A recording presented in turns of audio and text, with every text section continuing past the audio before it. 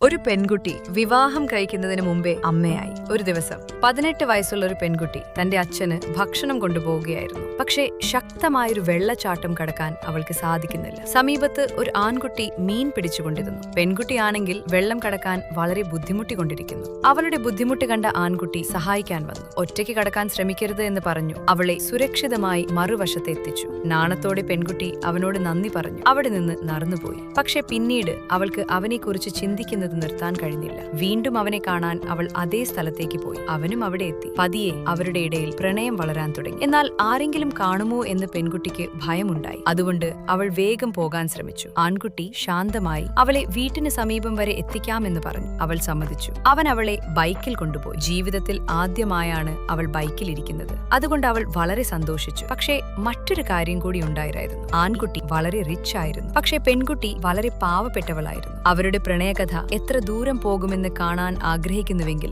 ഈ വീഡിയോയ്ക്ക് ലൈക്ക് ചെയ്ത് പാർട്ട് 2 എന്ന് കമന്റ് ചെയ്യൂ.